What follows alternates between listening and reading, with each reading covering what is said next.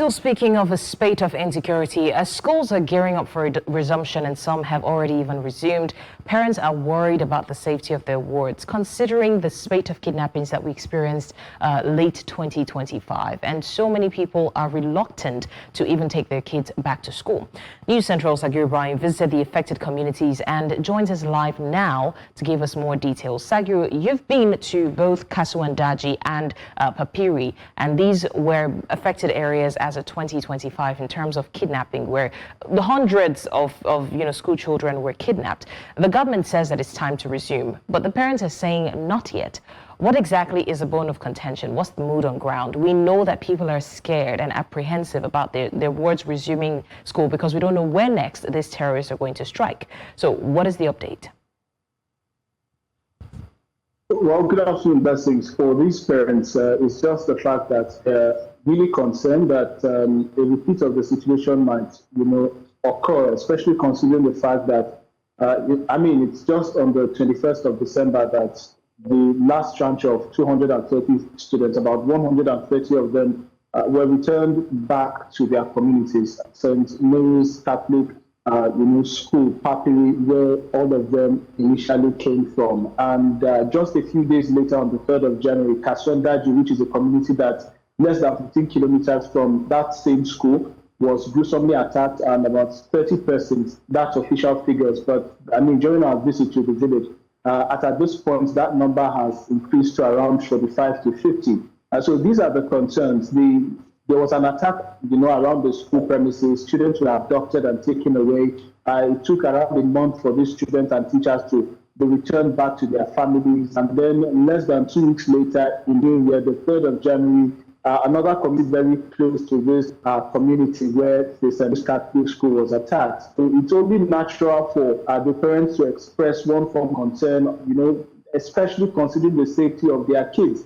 And the reluctance was actually very, very clear. I give an instance, blessings. While at Kasuandaji, one of the students of St. Mary's Catholic School, Papiri, his name is Gustav, 14 years old. He stays in Kasuandaji. So it's double trouble for him. Is due the time of being abducted on the 21st of November. He was returned home as one of those students that were returned around the 17th November. Then he returns home to Kasuandaji that, should be an enclave of safety for him, only for that community to be attacked on the 3rd of January again. So, these are some of the realities of those parents, but also the children themselves. Hence the reason why a lot of them at this point are leaving the communities, as it were, due to concerns about insecurity and even concerns that there may be a reprisal or be a return of these attackers back to the lessons. All right, Sagiru, help us understand the geography here now. Kasuandaji, where this massacre happened, and Papiri, where the school is located. How close are they, and is that the main reason parents are refusing to comply with the resumption directive?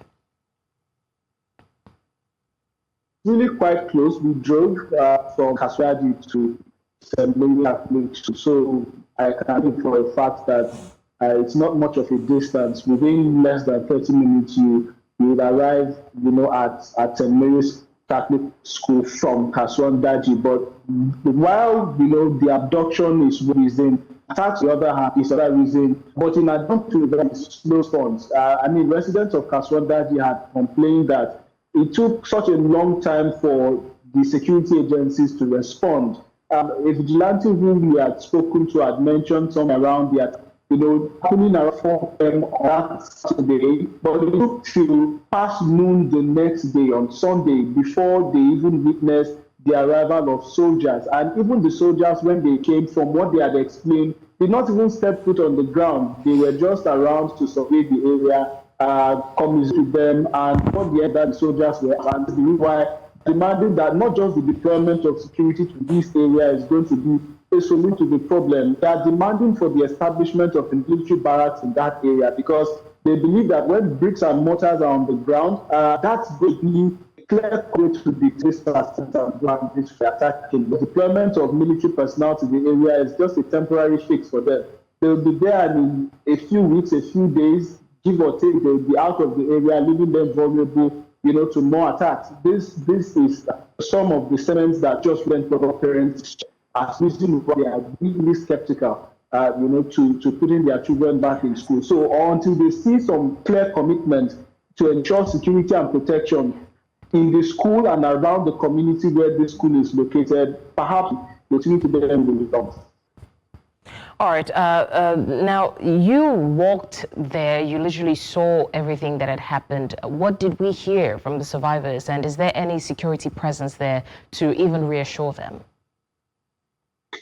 Well, I witnessed, I saw firsthand the things behind my attack. I saw the mass graves where those who unfortunately died at the hands of the acts were buried. Blessings.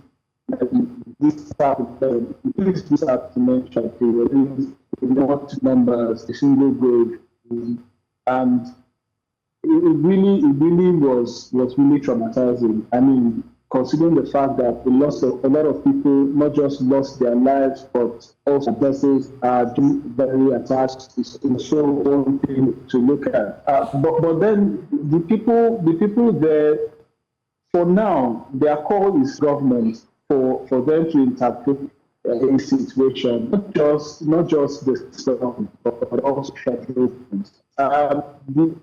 They make a situation that looks like sort of an irony because they had mentioned Kaswandaji, for example, is in Borgu local government.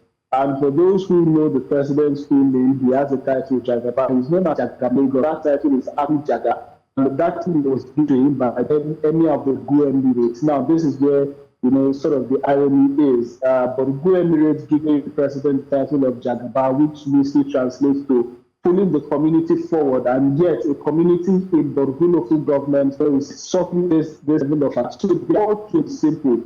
I said in Hakeni Jagamamu, Yakamata Kajamu Gaba, which means, I mean, our leader, you're supposed to pull us forward and pull us towards development. You're supposed to intervene and ensure that we are pulled towards development. And this is why I've been calling on him directly, contact to start it.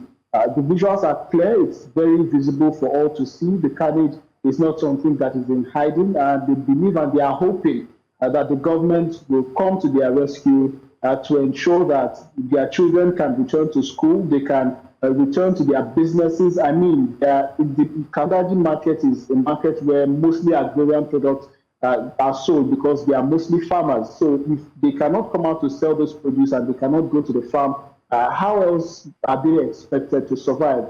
That's the much that they said, among many other things, of course, that they appeal to the government to intervene to ensure that peace is restored to the community, and of course, those leaving the communities return home to continue to develop it as the case is.